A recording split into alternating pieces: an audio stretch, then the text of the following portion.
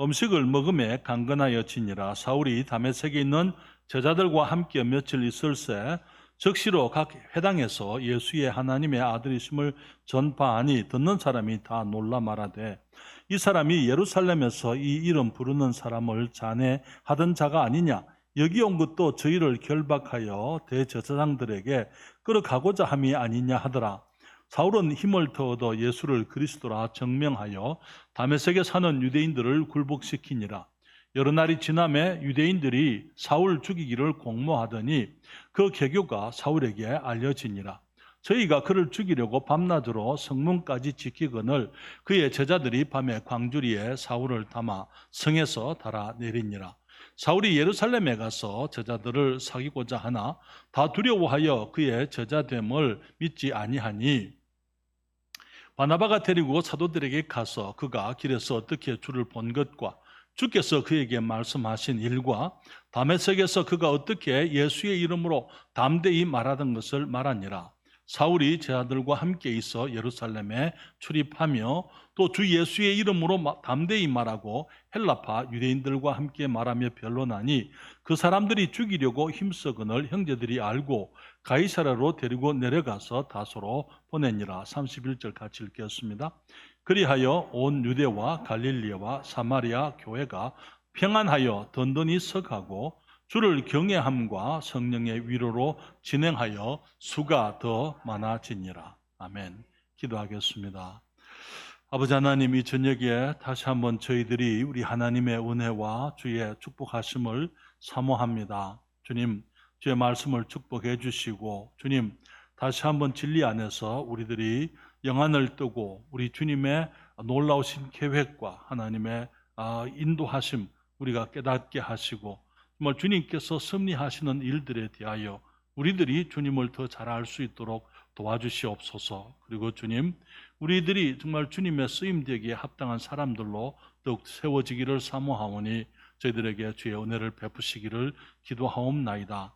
성령께서 이 종을 주장하시고 말씀을 통하여 좀 우리 사랑하는 성도들에게 큰 복이 되도록 은혜를 베풀어 주시옵소서. 예수님의 이름으로 기도하옵나이다. 아멘. 우리가 이제 사울이 예수님을 다메섹 도상에서 만나서 이제 그리스도인이 된 사실을 함께 생각을 하고 있습니다. 사울의 회심은 우리 기독교 역사 가운데서 가장 획기적이고 중요한 사건들 가운데 하나라고 그렇게 말씀을 드릴 수 있습니다. 사울이 교회를 핍박한 것은 하나님께 대한 열심으로 그것 때문에 하나님께 대한 그의 헌신 때문에 교회를 그렇게 핍박했더랬어요. 그렇지만 그 과정에서 그가 예수 그리스도를 만났을 때에 과거에 자신이 빛 가운데 있다고 진리를 안다고 생각을 했지만은 실제로 영적 어두움 속에서 봐야 할 것을 보지 못하고 알아야 할 것을 알지 못하고 있었던 사실을 그가 깨닫게 된 것이죠. 그래서 참 빛이신 예수 그리스도를 만나고 난 이후에 그는 어두움과 혼돈 속에 빠져 있다가 이제 그에게 하나님께서 보내신 사람 아나니아가 찾아온 것을 우리가 함께 봤습니다. 한때는 원수였던 이 사울, 정말 이 다메섹에 있는 그리스도인들을 붙잡아 가기 위해서 오는 그 사람을 이제 하나님의 인도하심 가운데 아나니아가 용기를 내어서 그 사람을 찾아가게 된 것도 귀한 것이지만은 이제 이 사울을 형제로서 받아들인 것도 너무나 복된 일이었던 것을 보게 됩니다. 그는 그 사람을 형제 사울아 그렇게 말씀하시면서 네가 오는 길에 만났던 예수 그리스도가 나를 내게 보냈어. 내 눈을 뜨게 하시고 성령으로 너를 충만케 하신다 말씀하면서 이제 그가 이제 안수하게 되고 그가 눈을 뜨게 된 것이지요. 그리고 이 사울이 침례를 받음으로 그리스도에 대한 자신의 신앙을 고백하게 되고 이제 다메섹 교회와 하나가 된 것을 우리가 함께 봤습니다. 다메섹에 있는 그 며칠 동안 이 제자들과 함께 그는 그의 믿음, 예수 그리스도에 대한 믿음을 더 분명히 또 확실히 배우게 되었을 것이고 이제 그는 그의 삶의 목적, 다시 말하면 그의 삶을 향한 하나님의 뜻을 발견하고 예수 그리스도의 증인이 되어지는 위대한 변화를 우리가 보게 되는 것입니다. 단순히 한 죄인이 예수님을 영접하고 구원받아 의인이 된 것으로 그치지 않고 전에는 그리스도를 핍박하고 교회를 핍박하던 한 사람이 핍박자가 이제는 이에 변화되어서 주님을 증거하는 증인이 됐을 뿐 아니라 나중에는 자신 또한 그 같은 이유 때문에 같은 믿음으로 인해서 핍박을 받는 사람이 되었던 것이지요. 우리는 본문 가운데서도 이전에 그의 동료들이 이제는 그의 그 원수가 되는 일을 보게 됩니다. 그러면서 그의 원수였고 멀리 있던 사람들을 이제 친구로 알게 되는 이제 사도 바울의 삶의 변화를 보게 되면서 새 사람 사울이 예수 그리스도 안에서 이제는 사도 바울로 이제는 변화되어져 가는 그 과정을 우리가 본문 말씀에서 보게 되는데요. 우리는 먼저 그것을 위해서 사울이 이제 다메섹에 있는 제자들과 함께 했던 사실을 우리가 보게 됩니다. 19절에 말하기를 거기에 19절 중반에 사울이 다메섹에 있는 제자들과 함께 며칠 있을새 그렇게 얘기했어요. 그리고는 즉시로 각 회당에서 예수의 하나님 아들이심을 전파했다 그렇게 말씀을 했습니다. 먼저 우리는 이 사울이 구원받고 난 다음에 그는 이제 침례를 받음으로 교회의 한 회원이 된 것을 우리가 여기서 확인을 하게 되는데요. 여러분, 침례는 단순한 종교적인 의식이 아닙니다. 침례는 우리의 믿음의 고백이에요. 그리고 그 믿음의 고백으로 인해서 이제 주님이 세우신 주님의 몸된 교회, 지방교회의 이제 일원으로서 이제 더해지는 그러한 의식인 것입니다.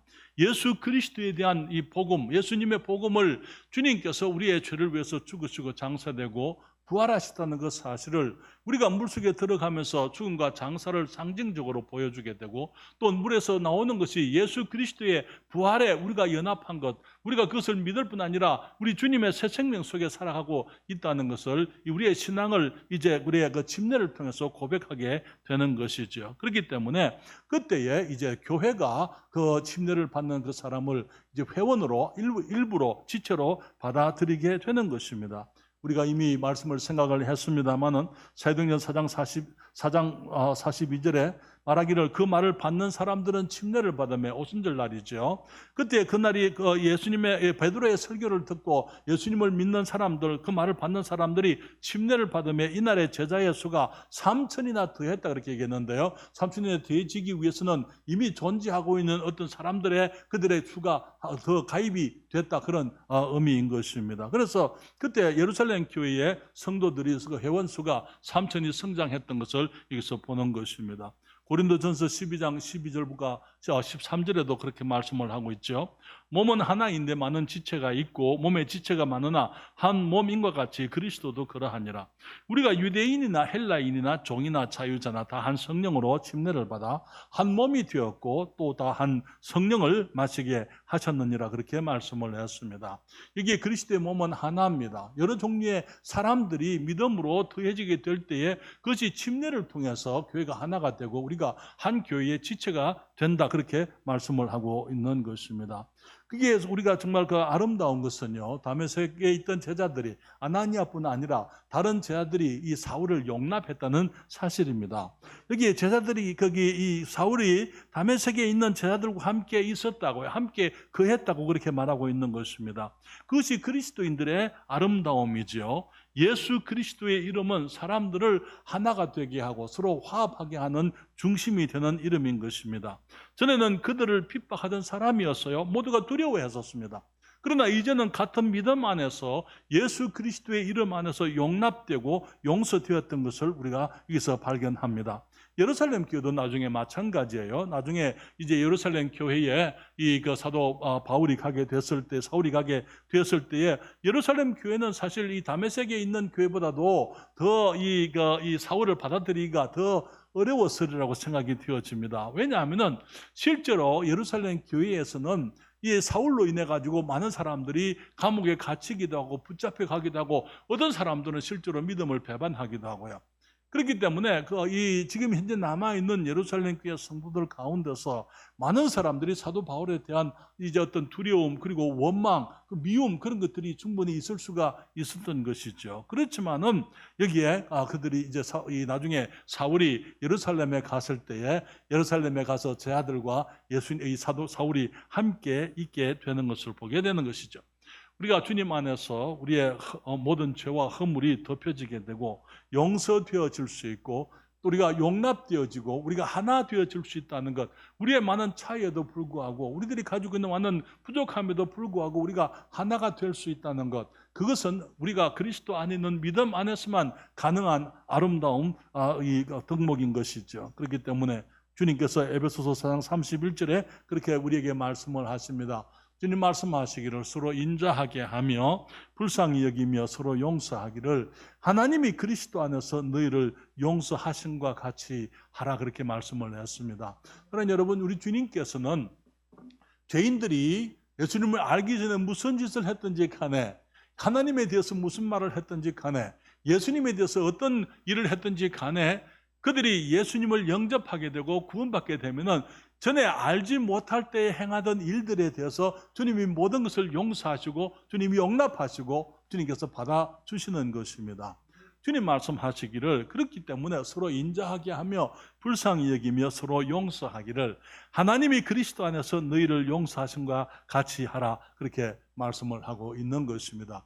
하나님께서 우리를 용서하신 것을 생각해 보게 될 때에 우리는 용서하지 못할 사람이 없습니다. 그렇죠? 우리에게 무슨 짓을 한 사람, 어떤 사람이라 하더라도 우리는 그들을 오히려 우리에게 혹시 잘못한 사람이라 하더라도, 우리와 맞지 않는 사람이라 하더라도 그들에 대해서 우리 주님의 용서와 용납을 생각하게 되면은 그들을, 모든 사람들을 우리가 용납할 수 있어야만 되는 것입니다. 주님께서 골로새서 3장 12절부터 14절에도 말씀을 하고 있습니다. 그러므로 너희는 하나님의 택하신 거룩하고 사랑하신 자처럼 긍휼과 자비와 겸손과 온유와 오래 참음을 옷 입고 누가 네게 혐의가 있거든 서로 용납하여 피차 용서하되 주께서 너희를 용서하신 것과 같이 너희도 그리하고 이 모든 것 위에 사랑을 더하라. 이는 온전하게 매는 띠니라 말씀을 했습니다. 우리 주 예수 그리스도의 이름이 얼마나 아름답고 얼마나 고상하고 정말 얼마나 영광스러운 이름입니까? 모든 사람들이 가지고 있는 모든 못남들, 많은 거기 차이들, 여러 가지 그 문제들, 그리고 어떤 상처를 주고받는 그 모든 것 가운데서도 그리스도 안에서, 교회 안에서 우리 모두가 서로를 용납할 수 있고 우리가 받아들일 수 있고 용서할 수 있다는 것은 오직 예수 그리스도의 사랑을 아는 사람들에게만 발견할 수 있는 아름다움인 것입니다. 그렇기 때문에 주님 말씀하시기를 너희는 하나님의 택하신 거룩하고 사랑하신 자처럼, 여러분, 우리가 하나님의 택하신 거룩하고 사랑하신 자가 맞습니까? 우리가 그렇다면은 주님 말씀하시기를 긍휼과 자비와 겸손과 온유와 오래 참음을 옷 입고, 그리고 누가 네게 혐의가 있거든, 뭘 잘못한 일이 있거든, 그것을 서로 용납하여 서로 피차 용서하되 주께서 너희를 용서하신 것과 같이 너희도 그리하고, 그리고 말하기를 이 모든 것 위에 사랑을 더하라. 이는 온전하게 매는 띠니라, 그렇게 말씀을 했습니다. 사랑하는 여러분, 이제 사도 이 사울이 그리스도를 영접했습니다. 침례를 받았습니다. 다메섹에 있는 교회와 하나가 되었습니다. 일원이 되었습니다. 그리고 그 형제들과 함께 있으면서 성경은 말하기를 20절에 즉시로 각 회당에서 예수의 하나님의 아들이심을 전파하니, 그렇게 말씀을 했습니다. 여러분, 회당은 그리스도인들의 모임이 아닙니다. 회당은, 거기서 말하는 회당은 유대인들의 모임이에요. 이 회당은 이제 예루살렘에 성전이 있었습니다만은 이스라엘이 이제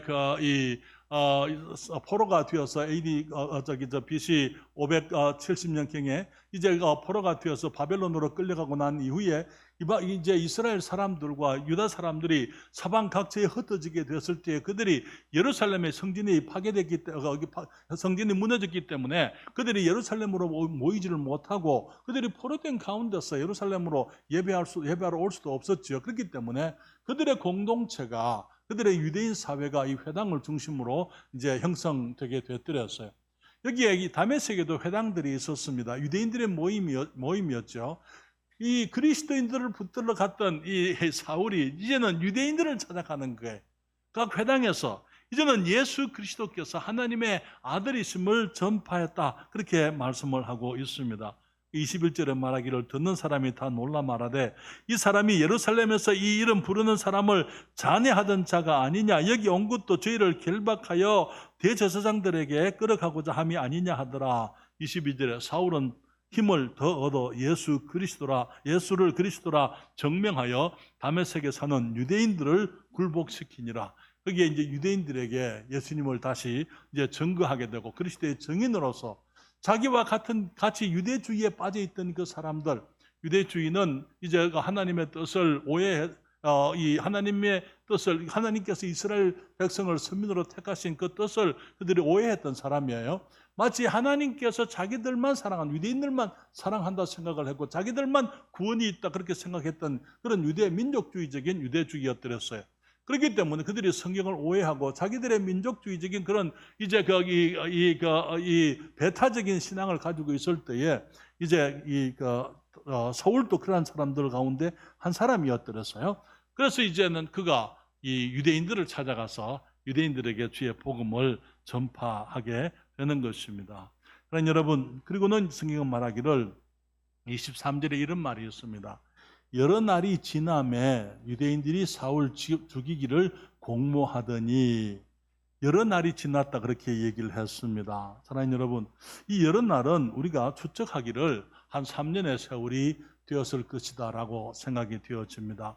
왜 그러냐면요, 사도 바울이 갈라디아 교회 나중에 자신이 받은 복음에 대해서 얘기를 하면서 자신이 받은 복음은 자기 사람의 뜻으로 난 것이 아니고 사람들에게서부터 배운 것도 아니다 그렇게 얘기를 합니다. 여기에 갈라디아 교회의 문제가 뭐였냐면은 여기에 이제 이 유대주의자들이 와서 이 갈라디아는 이방인 교회예요. 그들에게 말하기를 너희들이 예수를 믿는다고 해도 너희들이 이 할례를 받지 않으면은, 그래서 이 율법을 지키지 않으면은 너희들이 구원받을 수가 없다 그런 얘기를 하게 됩니다. 물론 우리 사도행전 15장에 공부를 하게 되면은 그때도 우리가 같은 얘기를 보게 되겠습니다만은, 그때 이제 갈라디아 교회 사람들에게 이 유대주의자들이 와서 너희들이 할례를 받아야 된다, 할례를 받는다는 그 말은 그들이 유대인이 되어야 한다 그 말이거든요. 여전히 믿는 사람들 가운데서도 아직까지 이 유대주의에서부터 벗어나지 못하고 있던 많은 사람들이 있었어요. 그래서 그들이 말하기를 너희들이 이제 할례를 받아야 된다. 그때 이제 이 사도 바울이 갈라디아 교회를 책망을 하면서 너희들이 이렇게 어리석으냐? 너희들이 어떻게 이 다른 복음을 너희들이 받아들이느냐? 다른 복음은 없다. 그렇게 말하면서 그가 자기가 전파한 복음에 대해서 갈라디아서 1장 11절부터 12절에 이렇게 말하고 있습니다. 형제들아, 내가 너희에게 알게 하노니 내가 전한 복음이 사람의 뜻을 따라 된 것이 아니라 이는 내가 사람에게서 받은 것도 아니요 배운 것도 아니요 오직 예수 그리스도의 계시로 말미암은 것이라 그렇게 얘기를 했습니다. 여러분, 다메섹 도상에서 이제 예수 그리스도를 만나고 이제 다메섹에 들어가서 그가 다메섹에 있는 형제들과 교제하면서 복음을 전했지만은 우리가 나중에 보면은 사도 바울이 기록했던 이 서신서에 나오는 그 많은 진리들이 그냥 단순히 며칠 만에 배울 수 있는 그런 것들은 아니었던 것을 우리가 알게 됩니다.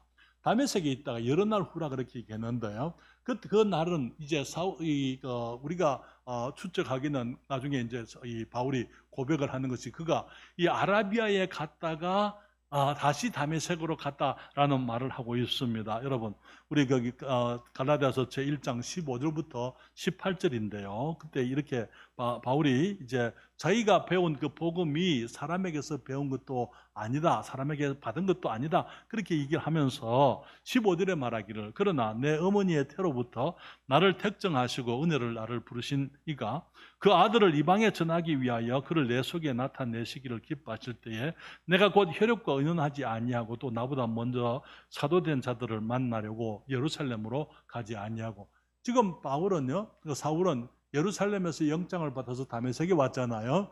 그리고는 그가 예수님을 영접하고 구원받고 난 다음에 그가 예루살렘으로 주님을 발견했기 때문에 사도들을 만나기 위해서 예루살렘으로 가지 않았다고요. 그러면서 오히려 말하기를 오직 아라비아로 갔다가 그렇게 얘기했어요. 아라비아에 갔다가 다시 다메섹으로 돌아갔노라 그렇게 얘기합니다. 우리가 오늘 본문 이 사도행전 9장에 보게 되면은 여기에 23절에 여러 날이 지남에 유대인들이 사울 죽이기를 공모하더니, 사울 죽이기를 공모했던 이때가 이제 한 3년 후 아라비아를 다녀와서 이제 이 사울이 다시 다메섹에서 사역을 하는 가운데서 이제 이 유대인들이 사울을 죽이려고 했기 때문에 사울의 제자들이 있었다 그렇게 얘기했어요. 단순히 며칠 동안 다메섹에 사울이 있었으면 제자들이 있을 수가 없었겠죠. 그러나 이게 사울의 제자들이 그를 이제 여기 광주리에 담아다가 벽으로 내려서 이제 바울이 피신할 수 있도록 해줬습니다. 왜냐하면 유대인들이 성문들을 지키고 있었기 때문이다, 그렇게 얘기를 하고 있는 것이죠. 그렇기 때문에 그가 말하기를 여기에 사도들을 만나기 위해서 예루살렘으로 가지 않고 오히려 아라비아로 갔다가 그리고 다메섹으로 돌아갔는데, 그리고 그 후 3년 만에 내가 개발을 신방하려고 예루살렘에 올라가서 저와 함께 15일을 유할세, 그렇게 얘기를 했습니다. 다시 말하면은 여기에 이 사울이 이제 다메섹 교회에서 이제 처음 함께 했던 그때와 나중에 사울이 이제 다메섹에부터 피신할 때까지는 다메섹에 계속 있었던 게 아니고 그 중간에 그는 아라비아에 가서 그가 3년의 기간 동안 이제 하나님의 말씀 속에서 씨름하면서 구약에 예언하고 있는 그 모든 이제 구약의 예언과 예수 그리스도 안에 이루어진 그 모든 예언의 성취들을 그가 깨닫게 되는 것입니다. 그러면서 그는 이제 신약 성경에 나타나 있는 이 교회에 대한 계시, 교회에 대한 비밀들, 그리고 오직 믿음으로 구원받게 되는 이 진리들, 이제 그 믿음으로 얻게 되는 그 모든 이제 우리들이 믿고 있는 진리들을 그가 이제 깨닫게 되고 복음을 알게 되었다, 그렇게 우리들이 이제 짐작을 하는 것입니다. 그러면서 거기에 대해서 우리가 짐작할 수밖에 없는 것이, 그것이 그런 사실들이 이렇게 정확하게 기록되지 있지 않기 때문에 기록된 것만 가지고 우리들이 그렇게 해석을 하게 되는 것입니다. 예루살렘에 이제 사울이 올라갔습니다. 예루살렘의 제자들과 함께 했는데요, 제자들이 두려워했습니다. 당연히 두려워했겠죠. 그렇죠? 이 사울이 전에 핍박하던 사람이 지금 믿는 사람이 되어서 온다 그랬으니까 어쩌면 거기에 혹시 묻혔던 속임수가 있지는 않을까 하는 그런 생각들도 충분히 했을 것입니다. 그렇지만은 한 가지 아름다운 것은 거기에 바나바라는 복된 사람이 그곳에 있었다는 사실입니다. 아무도 사울을 믿지 않으려고 하고 제자들 중에서 주님의 사도들도 사울을 두려워하고 의심하게 될 그때에 이 바나바가 이제 이 바울을 이제 그들에게 데려가는 것을 보는데요. 사도행전 제9장 26절부터 27절 오늘 본문에 그렇게 말하죠. 사울이 예루살렘에 가서 제자들을 사귀고자 하나 다 두려워하여 그의 제자됨을 믿지 아니하니 바나바가 데리고 사도들에게 가서 그가 길에서 어떻게 주를 본 것과 주께서 그에게 말씀하신 일과 다메섹에서 그가 어떻게 예수의 이름으로 담대히 말하던 것을 말하니라. 여러분, 바나바의 본명이 뭔지 아십니까? 바나바가 본명이 뭐였습니까? 예? 예, 요셉입니다. 그렇죠? 여기에 사도행전 4장 36절과 37절에 그 말이 나와 있습니다. 구브르에서 난 레위족인이 있으니 이름은 요셉이다. 사도들이 일컬어 바나바, 번역하면 권위자라는 그 말은 격려자다, 혹은 힘을 북돋는 사람이다, 그런 의미에 다른 사람들에게 이 힘을 북돋아주는, 다시 말하면 격려해주는, 사람들을 세우는 사람이다, 위로의 사람이다, 그런 의미인 것이죠. 그가 밭이 있으며 팔아 값을 가지고 사도들의 발 앞에 두었다, 그렇게 얘기했습니다. 바나바는 훌륭한 하나님의 사람이었습니다. 그는 온유한 성격에 정말 복된 사람이었어요. 많은 외로운 사람들을, 또 많은 곤란을 당한 사람들, 항상 약자 편에 서서 이런 사람들을 도와줄 수 있는 그런 사람이었어요. 나중에 이제 이 바울과 함께 이 안디옥에서부터 사역을 같이 하다가 이제 안디옥에서 사도행전 13장에 보게 되면은 성령께서 이 바나바와 사울을 따로 세워서 이제 첫 신약 시대의 첫 선교사가, 이제 해외 선교사가 되게 한 것을 우리가 나중에 배우게 됩니다. 여기 이제 이 바나바가 이 사울을 믿었어요. 사람을 믿어주는 사람이었습니다. 얼마나 복된 인품인지 몰라요. 다른 모든 사람들이 사울을 이렇게 두려워하고 의심할 때에 바나바가 이제 사울을 믿어주고 또 사울을 데리고 이제 이 제자들에게, 사도들에게 가서 중재를 해서 이제 교제가 이루어지도록 했던 것을 보게 되는 것이지요. 사랑하는 여러분, 우리들에게 필요한 사람들이 있다면 바로 이와 같은 바나바들이 많이 필요한 줄 믿습니다. 사람과 사람 사이를 중재해서 관계를 맺고 화평하게 하고 관계가 발전할 수 있도록, 그래서 하나님의 사역이 이루어지도록 그렇게 일할 수 있는 그런 사람들이 필요한 것입니다. 뿐만 아니라 이런 바나바는 하나님 앞에서도 사람들을 위해서 중보 기도를 할 수 있는 그런 복된 사람들이죠. 그렇기 때문에 우리 모두가 정말 앞으로 기회가 되면 바나바에 대해서 우리가 좀 더 공부를 하겠습니다만은 바나바와 같은 그러한 믿음의 사람들이 되어지기를 바랍니다. 그래서 이제 사울이 제자들과 함께 예루살렘에 있으면서 이제는 그 제자들과도 함께 이제 교제를 하게 되고 예루살렘 교회의 일원이 되어 가지고 또 거기서 주님의 복음을 담대히 전거했습니다. 사도행전 9장 28절부터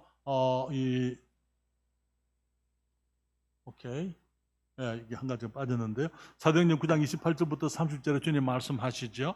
사울이 제자들과 함께 있어 예루살렘에 출입하며 또 주 예수의 이름으로 담대히 말하고 헬라파 유대인들과 함께 말하며 변론하니 그 사람들이 죽이려고 힘쓰거늘 형제들이 알고 가이사랴로 데리고 내려가서 다소로 보내니라, 그렇게 말씀했습니다.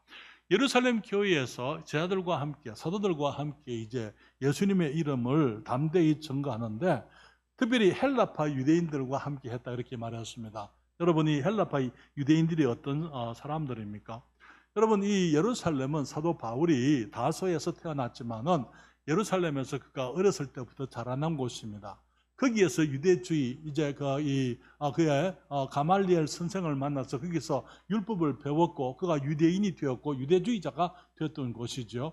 거기서 공회의 일원으로서 젊었을 때부터 그는 하나님께 대한 열심으로 거기에 많은 친구들이 그곳에 있었을 때 함께 공부를 했고 함께 성장했고 함께 기독교인들을, 그리스도인들을 핍박했던 많은 사람들이 그곳에 있었을 것입니다. 그때에 이제 그가 이 유대교회 신앙에 빠져서 스데반을 죽게 만든 것도 그 예루살렘 아니었습니까?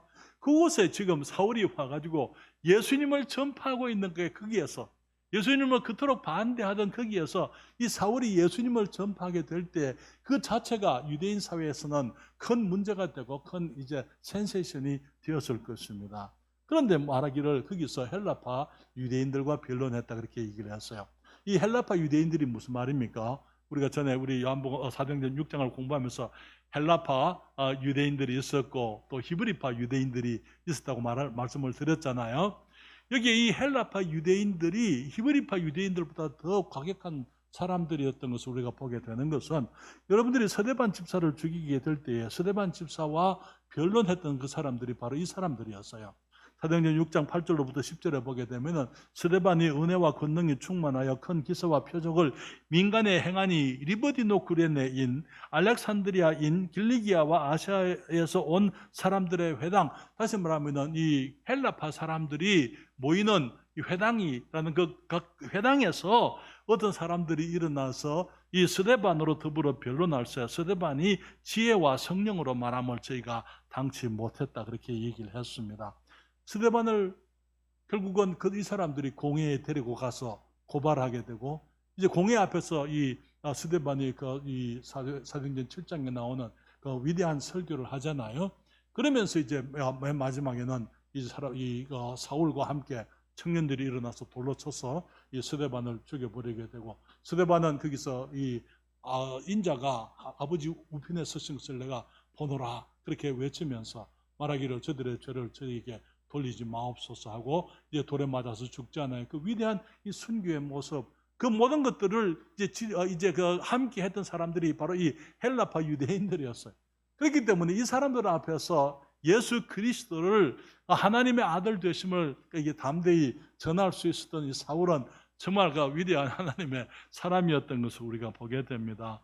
그러나 여러분, 스데반을 죽였던 사람들이 이제는 스데반의 순교를 시도했던 사울을 죽이려고 하고 있는 것을 보게 되는 것입니다. 그러나 여러분, 핍박과 고난은 충성되고 진실된 증인들의 피할 수 없는 삶인 것을 보게 됩니다.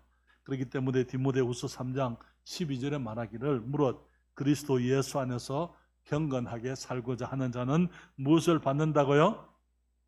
핍박을 받으리라 그렇게 말씀을 했어요.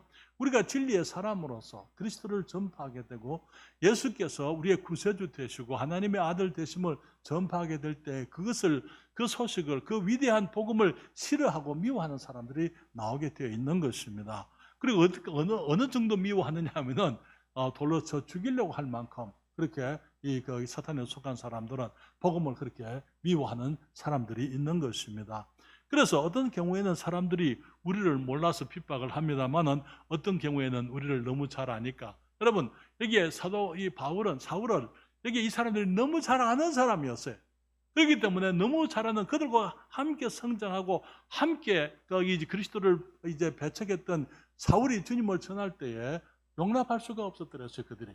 그렇기 때문에 사울을 이제 죽이려고 할 때에 그때 그것을 이제 형제들이 알고 가이사라로 데리고 갑니다. 가이사라는 이제 지중해 연안에 있는 이제 해변 항구 도시예요.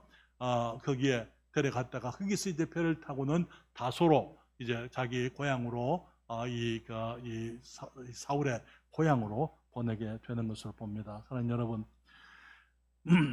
우리 그리스도인들의 믿음이 위대함이 무엇입니까? 우리 그리스도인들의 믿는 우리 주님을 향한 신앙의 아름다움은 우리가 모든 사람들, 믿음 안에서 모든 사람들을 그리고 모든 사람들의 모든 일을 우리가 용납할 수 있는 것입니다. 사랑하는 여러분, 우리가 주님께서 우리들에게 정말 복된 교회를 주시고 우리들이 비록 가지고 있는 여러 모습들이 다 다르지만은 우리들이 서로 하나 될 수 있도록 서로 용납할 수 있도록 그래서 사랑하고 하나 될 수 있도록 주님이 축복하신 것을 인해서 감사드립니다. 그리고 우리 교회가 정말 거기 우리와 다른 사람들 어떤 차이가 있는 그런 그 모습들이 있다 하더라도 과거에 어떤 모습으로 사는 사람이라 하더라도 또 현재 어떤 부족함이 있다 하더라도 우리들이 그리스도 안에서 사람들을 용납하고 용서할 수 있으며 하나 되기에 힘쓸 수 있는 그런 모습의 교회가 되어야만 될 줄 믿습니다. 그러면서 사람과 사람 사이에 있는 어떤 이 오해들 그런 이 불협화음이 있을 때 중재할 수 있는 바나바와 같은 그런 사람들이 우리 모두가 되어야 될 줄 믿습니다. 그렇게 해서 우리가 하나 되어서 우리 주님의 복음에 영광스러운 복음을 전하게 될 때에 세상은 우리를 반대하겠지만은 그럴수록 우리 교회는 더욱더 하나 되어야 될 줄 믿습니다. 그러면서 핍박을 두려워하지 말고 담대하게 우리 주님의 복음을 전가함으로 정말 이 시대에 이 지역에서 하나님의 복된 교회가 아름답게 이루어지게 되고 하나님의 사역이 능력 가운데 이루어지게 되기를 바랍니다.